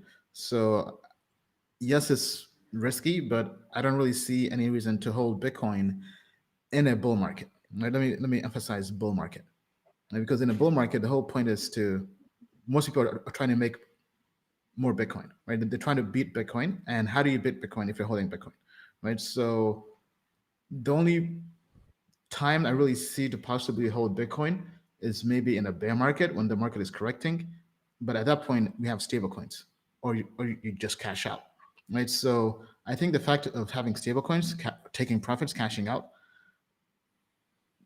is really the replacement to holding Bitcoin, because Bitcoin is an asset that's not meant to give you upside, but the larger it gets, the less upside there is versus lower cap coins, even Ethereum, right? So to me, I don't really see why I should hold Bitcoin, especially if I'm making more money holding Ethereum. But anyway, Forrest, your comments on Bitcoin versus Ethereum? Yep. So I don't own any Bitcoin either, other than what's in my trading account. Bitcoin has a very nice chart that I personally like to trade on leverage. So I do obviously have some exposure to it there. But in my actual portfolio, I don't own any Bitcoin. I transitioned all of that into Ethereum maybe by October, November, December, Q4 of last year. I believe, like Ian, that Ethereum is probably going to flip Bitcoin. And the reason I believe that is because Bitcoin's only value proposition is that it's a store of value. It can't make a claim to being digital cash because the transaction fees and transaction times are just too high to be digital cash. So it's fallen back on this last leg of value proposition of store of value. And once EIP 1559 goes through for Ethereum, once proof of stake is here and Ethereum becomes deflationary, it will have sounder tokenomics in terms of what makes a good store of value than Bitcoin will. And because of that, and in addition to all the utility Ethereum has as far as transaction fees in the DeFi network that it's built, I see institutions moving into Ethereum over Bitcoin. Why hold a worse store of value when you can hold a better store of value with better tokenomics that also has insane amounts of utility in the DeFi space? There's no reason to own Bitcoin over Ethereum once those two changes go through. So that's my opinion. All right, some comments from the audience. Gravity says, I also think Ether will flip BTC, but Bitcoin was a better investment before this bull market. Then Ether proved itself now. Well, I mean, Bitcoin holds its value in a bear market, right? I'm definitely not saying that's not the case. But what I'm saying right now, we're in a bull run, right? And we're trying to make more money. So Bitcoin will go up slower because it's the biggest coin in the world versus low cap coins, right? It's basically alt season. So basically in a bull market, I'm basically thinking alt season, right? Then a few more comments here. ETH bigger play than BTC for sure, says CoinBitXY. Ruben says stablecoin for the last days of the bull run. Sounds good. Joe says Polkadot will flip Ethereum. Very interesting. Very interesting.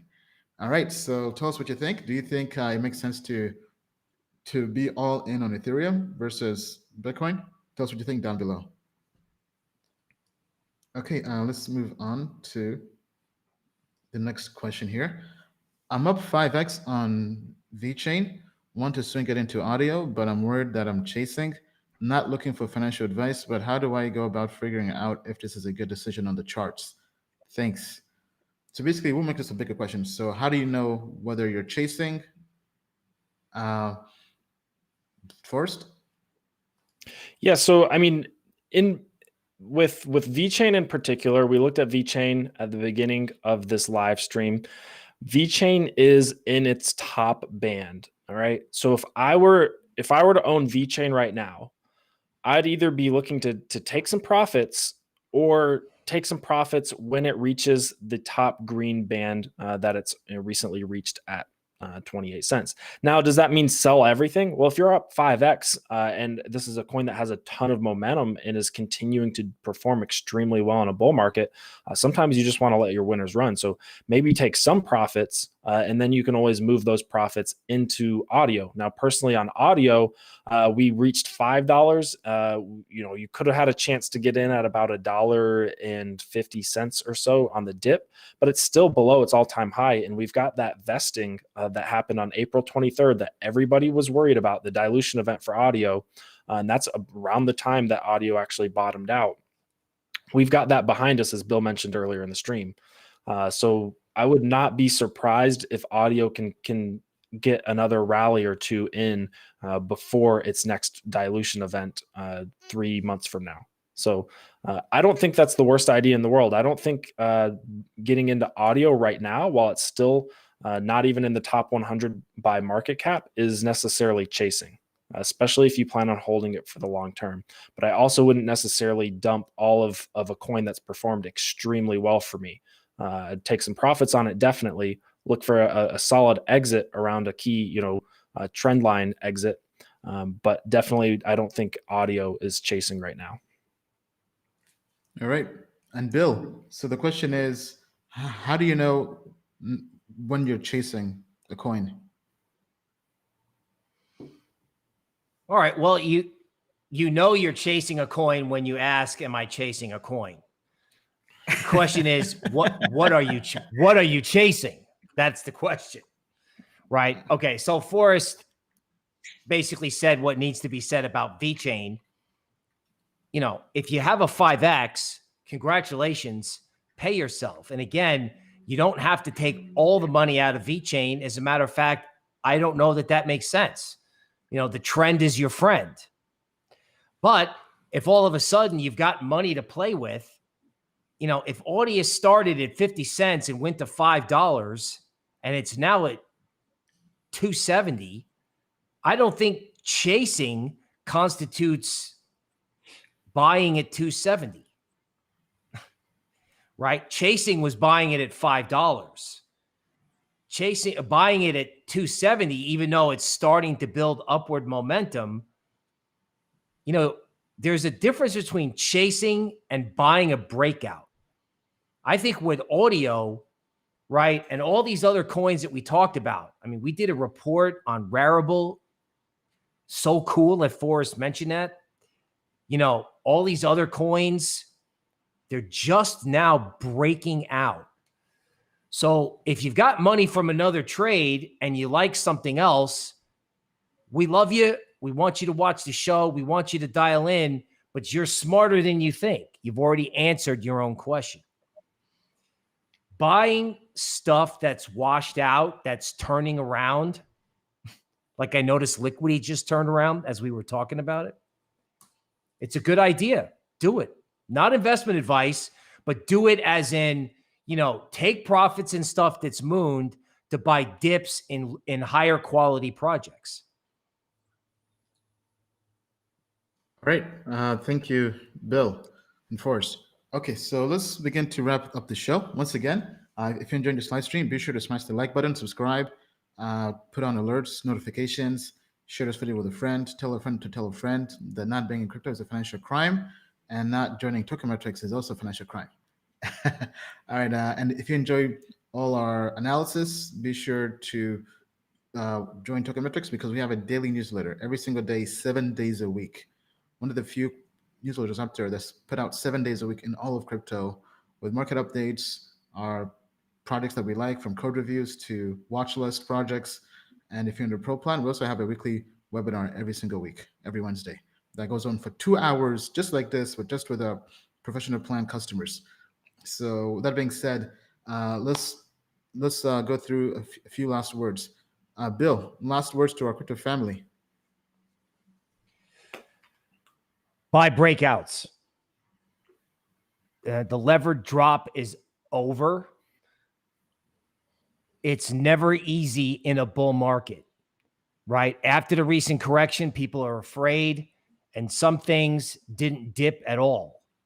So think about it. You're afraid to buy some coins because they dipped, like audio. You're afraid to buy Ethereum because it's at its all-time high and it won't dip, even though you just said you're afraid to buy dips. So you don't want to buy a dip and you don't want to buy it at its high. And this is what bull markets do to your mind. They make you afraid to do anything. Now, I don't want you to FOMO into, you know, a vaporware altcoin, but if you see quality coins start turning, or if you see momentum building in something that has just bounced after a correction, don't be afraid to go with it, or just flat out, don't be afraid. You're smarter than you think you are.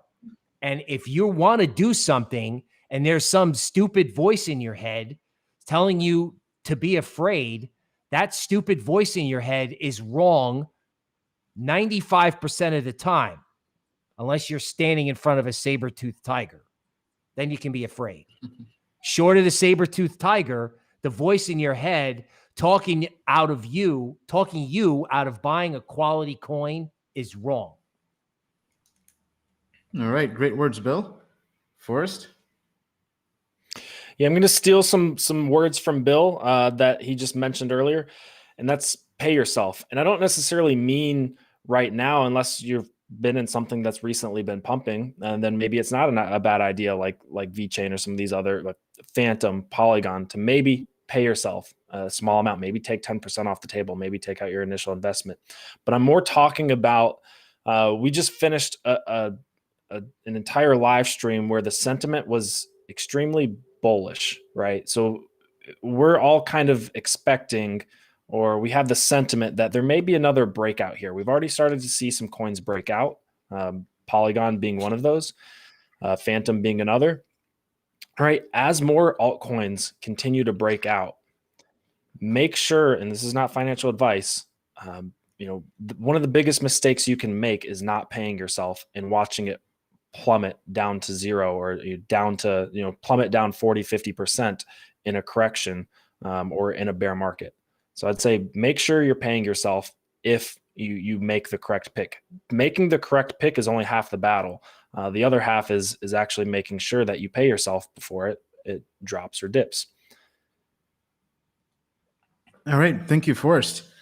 And my last words to our audience and our customers, thank you.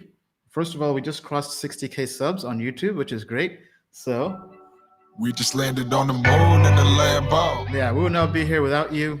You guys always tune in every single time, every single Sunday. So if you've been enjoying these Sunday live streams, guess what? Our team will be making new content. We talked about Token Metrics TV. It's about to launch very, very soon. So if you're a customer, if you're on our email list, stay tuned. We'll have a big update in terms of the launch date, but Token Metrics TV is coming. We'll have 7 shows, not 1, not 2, 7 shows. These will be shows that basically Bill will be having a daily market update. First, we'll have 2 shows, Hidden Gems, where he goes through basically projects where we do fundamental analysis on every single week. Then he'll also have the price predictions. I'll also have my own show called Moon Mission, where I go through, similar to what I was doing back in 2017 days, and just do deep dives on interesting projects and interesting things in the space. So I've already done a deep dive on liquidity, basically going through how somebody could use liquidity to borrow against their Ethereum and not have to sell. Right? Basically, how to not have to pay capital gains taxes the legal way. Right? So if you enjoy that content, stay tuned. TMTV is right around the corner. And thank you, everybody. And as we like to say, we just landed on the moon in the Lambo. The moon is not the limit. To the moon and beyond. Thank you, Crypto family. Thank you, Bill. Thank you, Forrest. We'll see you next week. Thank you. See you next time. Thanks, everyone. Bye. Life-changing money to a point where you can buy your mom and dad a brand new house, right? You can pay off your college loans. You can invest in your future, not have to work again, pursue your dreams, your passion, not have to have a job, work that 9-to-5 grind, right? Break the system, hack the system. This is what this show is all about. They said relax, but never retire. feeling detached, never inspired. They told me relax, but I can't retire. I'm feeling detached, never inspired. Like I would live on, but never alive.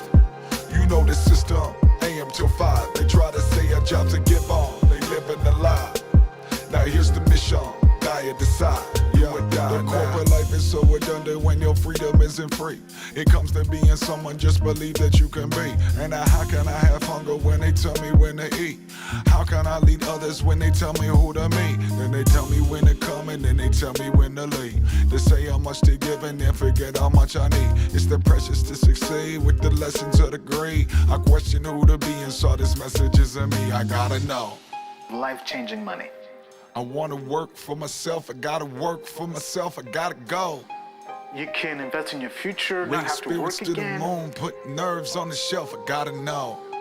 Pursue your dreams, your I passion. wanna stay free or want the safety, I gotta go. Break the system, hack the system. Although they paid me, This is what the they show's never all made about. me. I wanna relax, forever retire. I wanna detach, I'm feeling inspired. They told me relax, but I can't retire. I gotta detach, gotta decide. They got me thinking I would live on, but never rely.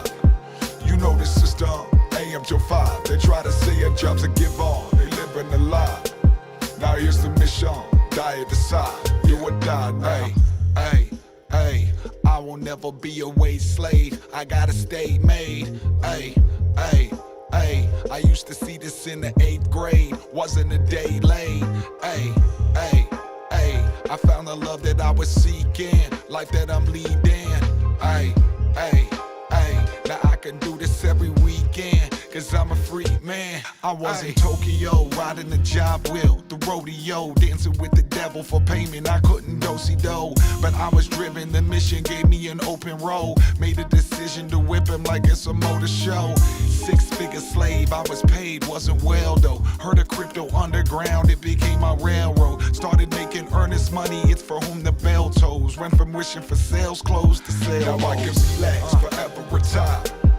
Now I'm detached, forever inspired. Now I can relax, forever retire. I had to detach, had to decide. And now I'm thinking I can live on and not just survive. You know this system, AM till 5. They try to say our jobs and give on. They live in a lie. I made a mission, die or decide. Do or die now. Crypto retirement, yeah, that's where my mind went. Started thinking higher, now they can't hire my time spent. No, not retire like 65 when your job ends. More like an island, and if I'm by it, I buy it. Free travel, dealership, sweet dabble. I reign like Leeds Castle, you reign like Seattle. We went from sheep cattle to eating beef and mackerel at feasts. No lassos, just beliefs me in a saddle. You gotta know. Like life-changing, like You wanna work for yourself, you gotta work for yourself, you gotta go. not have to work again. Raise spirits to the moon, put nerves on the shelf, you gotta know. Pursue your dreams, your You passion. wanna stay free or want the safety, you gotta go. This is what the show is all about. Although they paid you, they never made you. No, we can relax, forever retire. Now we detach, forever inspired. Now we can relax, forever retire. We had to detach, had to decide. And now we know that we can live on and not just survive. We left the system, AM till 5. They try to say our jobs and give on. They live in a lie. We made a mission, die or decide. Do or die now. I'm here to put you guys on and share all the different resources and tips I come across in my journey to making $1 million and making $1 billion, right? I'm trying to share this with the world for free. I'm not here to sell you some $2,000 course, ebook, webinar, whatever, right? I'm here to put you guys on the game for free, open source, right? The same model as blockchain, Bitcoin, or these cryptocurrencies. I'm here to share everything with you guys. Token Metrics is a cryptocurrency investment platform that helps users leverage machine learning to become better crypto investors. Our in-depth analysis helps eliminate the emotions of investing, find profitable investment opportunities, and filters out scams. Learn more at tokenmetrics.com.